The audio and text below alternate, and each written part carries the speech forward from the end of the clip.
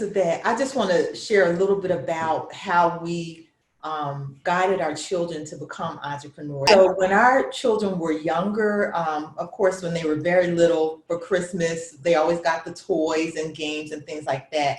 But when our oldest son turned maybe like 10 or 11, my husband said, we're going to make a change. And so we're going to start giving our children things to read, books to read. So we began giving them books that would shape and mold their thinking. And we provided a check. So every year, as they were growing older, they were paid to read.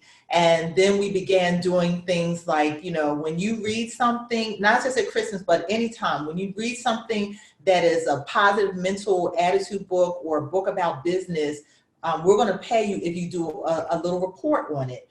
And so what they found over time as they were going into middle school and high school, their thinking was so different than some of their peers. And so all of them went to college. One finished, the others did not finish, but I'll never forget our middle son, Chris, youngest son, middle child.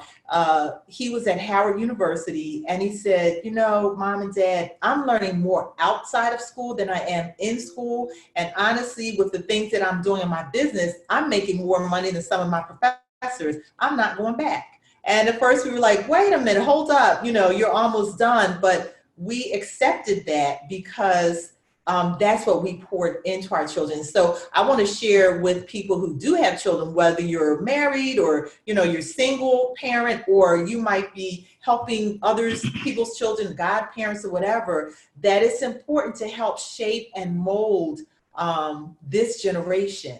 And that leads into what we do. And I'll let my husband talk more about it when it comes to financial education and helping people to get on the right footing when it comes to their finances. And I have to admit, our kids initially resisted this idea. They did not want to read those books and write those reports. Corny. Yeah. It's like, why are you making us do this?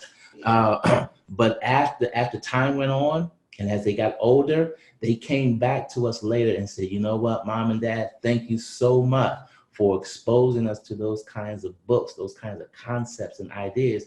And our children, all three of them told us, I feel like I'm light years ahead of my peers in terms of how I think.